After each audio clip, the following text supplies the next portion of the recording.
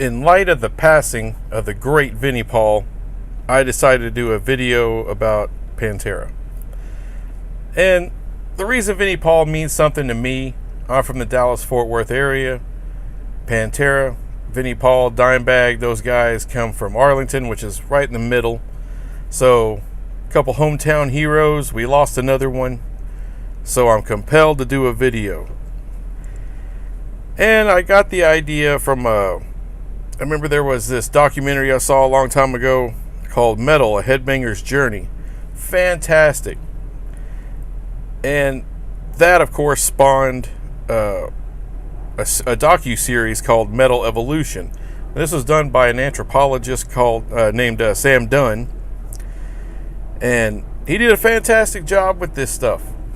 I really enjoyed it. Now, that doesn't mean I have to agree with everything. And as, of course, I'm doing this video, I don't agree. I don't agree where he kind of slots Pantera. So I'm going to kind of go after him a little bit there. Take my GED and put it on the line. And we'll see where we end up. Thanks for watching.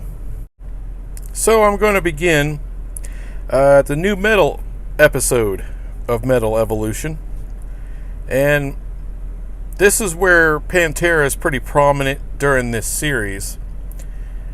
Sam Dunn kind of makes the case that Pantera is kind of like groove metal.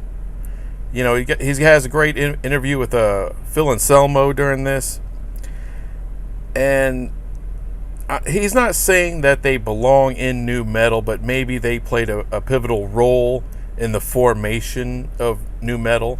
And I'm not trying to say that they weren't an influence on guys like Korn and Limp Bizkit and Deftones and Cold Chamber.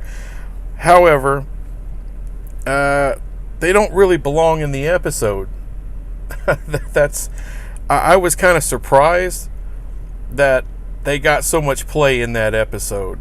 You know, it kind of intimates that they kicked off new metal in a way, or at least helped kick it off. And I can't really go there.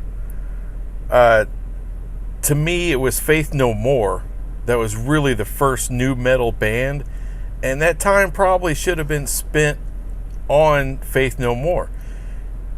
And you got to remember, when Cowboys from Hell came out, all right, Faith No More was already a huge band, had a huge song, Epic, that was just everywhere.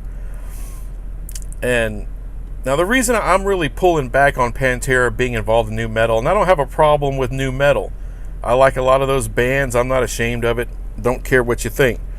However, in order to be a part of new metal, you really need to have either like a rap vocal or some kind of hip-hop instrumentation, with the bass, the drums, hip-hop rhythms, or the programming. The production value has to have some hip-hop influences in there, and really predominantly in there, in order to be in new metal. I mean, take Korn, for instance. They don't really rap. There's no turntables. However, strong hip-hop influences in the rhythm section.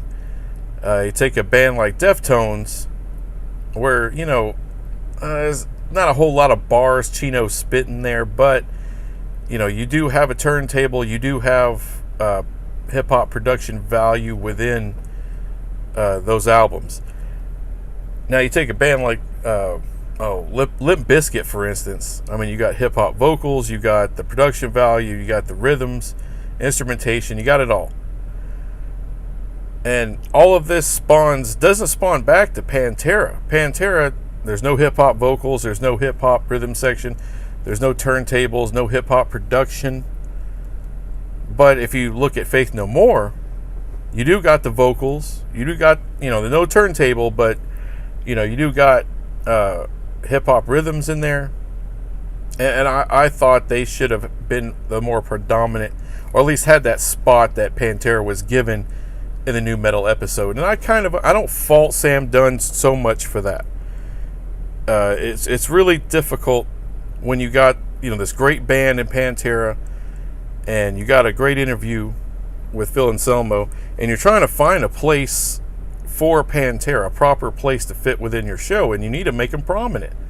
All right, if you don't have the big bands, no one's watching. I mean, that's just the way it is. It can be kind of tricky to slot Pantera into one mold, one genre of metal. I believe Sam Dunn, he puts him in the thrash category, and I've always put him in the thrash category. And if you listen to Cowboys from Hell, that's a rather thrash album, or at least a more modern version of thrash. However, they don't really fit that. If you look at their other 4 albums they came out with, none of them sound like Cowboys from Hell. Cowboys from Hell has a real new wave of British heavy metal influence, and of course thrash influence, a little bit of punk influence. But if you go right to the next album, Vulgar Display of Power, those influences are lessened quite a bit. So, if they're not thrash, and they're not the new wave of British heavy metal, they don't fit that. Of course, they're from Texas. Definitely not death metal. So what the hell are they? I think groove metal is probably the best place to put them. And if you look back all the way to Black Sabbath, they don't fit any other mold except for the mold Black Sabbath comes from. And you do a comparison of those two bands. Phil Anselmo talked about the money riff. All right, why not make every song the money riff? Just a great quote from Phil. Well, Tony Iommi is also known for the money riff, if you will, for building the entire band off these riffs. So if you look at it like that, really Black Sabbath, what are they? They're also a groove metal band. Think about it. Think about how they build their songs, just like Pantera. Or I should say Pantera does it just like Black Sabbath. So, in the end, really, Pantera is a direct descendant from Black Sabbath. They deserve their own category.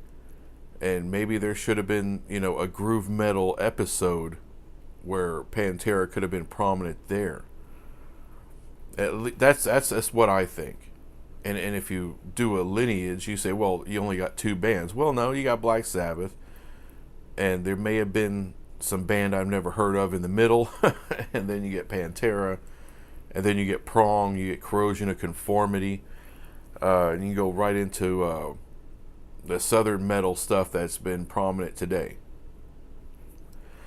Well, that's about all I have on the topic. Well, Vinnie Paul died way too young, 54, man. That's rough. Unfortunately, we didn't get enough time with the guy. They still had a lot of stuff to do with Hell Yeah. Unfortunately, that's never going to happen. But I'm grateful we got 5 great Pantera albums. I remember Vinny multiple times was asked about, hey, can you put Pantera back together? And I remember Phil and Rex were down for it, but, Vinny always talked about, well, look, without Dime, there's no Pantera. And he was right, and he was always right. Even though, I always hoped for a tour or something. But in the end, without Dime, there's just no Pantera. Without Vinny, there sure as hell will never be one. And I hope it's left at that. I hope the brothers are left in peace and their work left to stand where it is. And I hope Phil and Rex don't get together and try to put some kind of crap together and call it Pantera. I hope that, I hope they just keep doing what they're doing and let the past be in the past and, let that music stand on its own. Anyway, thanks for watching. I greatly appreciate it. God bless the Abbott brothers. And I'll do another one eventually. So, until then, listen to some Pantera, you buttholes. I mean, stop with all this BS fake alternative crap. Have a good one. Bye.